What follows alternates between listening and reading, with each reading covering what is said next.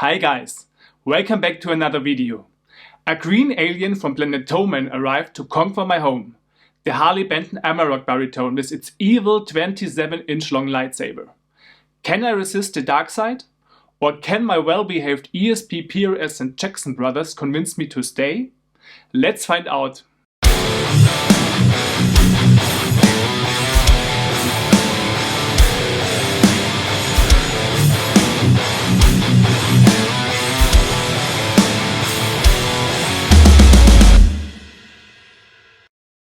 Before I will dive into the specs and share with you my thoughts on this tempting guitar, let's start with the first example on how the Amarok sounds in the full mix. For the recording I used the Engl Savage plugin from Brainworks for the left and the Line6 Helix for the right guitar.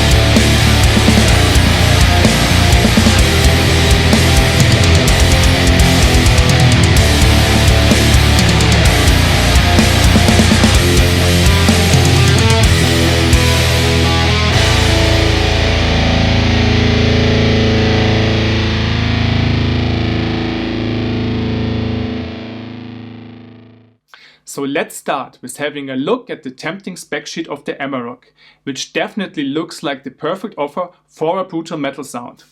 The one I have here is the baritone version of the guitar, but you can also get this as a regular 6 or 7 string version and in 4 different colors, a green and a red quilted maple or a black or blue flame maple veneer. The neck of the baritone I have is built as a neck-through construction with a 27-inch scale length and 5 wood layers of maple and mahogany. It has a modern C shaping, which is not too thin, feels similar to my Jackson guitar and plays very comfortable, both for rhythm as well as lead work. The fretboard is made out of Macassar ebony, which seems to be the current wood choice for most of the Harley Benton guitars from the Pro series, addressed to heavy players out there. The Macassar ebony is slightly brighter than its family members and, like mine, can have some slight stripes.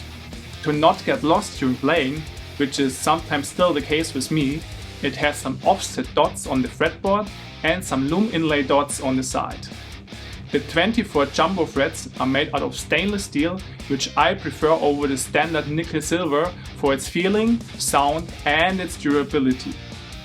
Although they are probably not made of the highest quality steel, it's a great option on such a fairly priced guitar. The headstock has a body matching veneer on it with a Graphtec nut and some fantastic Grover locking tuners, which are a big win on a €550 guitar. For my liking, the design of the headstock could be more rounded, which would fit better to the aerodynamic look of the body, but that's just my personal opinion. The body shaping is a very tasteful design, which reminds me at the ESP Horizon. It is around 4 cm thick, made out of mahogany and has a nicely figured quilted maple veneer on it, painted in the satin burst finish emerald green.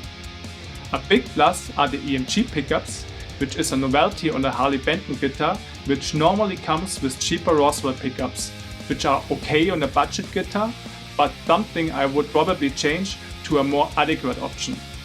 The EMG pickups on the other side fit perfectly into this guitar and sound-wise deliver for what you would expect in a metal monster.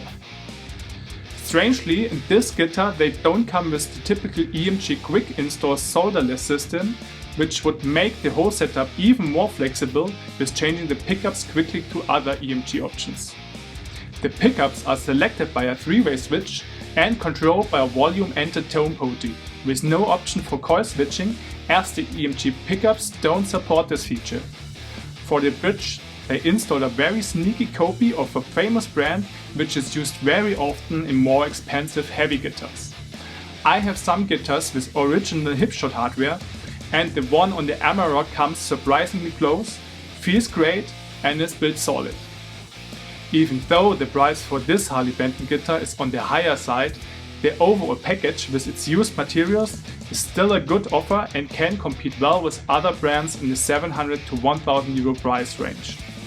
The only thing I have to mention is the overall build quality, which in some cases isn't where it should be and which has to be further improved in the Harley Benton factory, especially as their premium guitars are more and more entering the medium price range with its latest Pro models.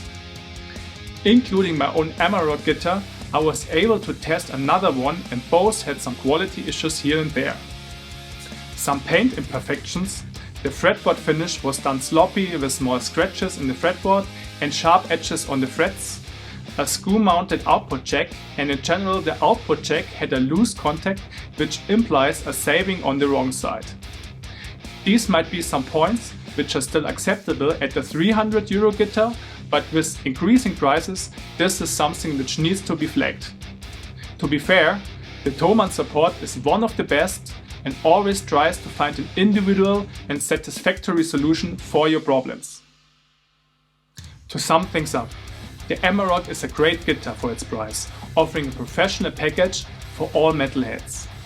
The way Harley Benton takes by using higher end hardware like the EMG pickups for still an overall fair price is the right one, with no need for upgrades and which can be used for any recording or playing live purposes right out of the box. Especially on the higher end models, the overall build quality in some cases is something Harley Benton should further improve to not frighten some unlucky customers. But when you grab one of their guitars with no or still acceptable small flaws, the Amarok as well as other Harley Benton models are a great value for the money. Did you have the chance to check out Harley Benton guitars yet?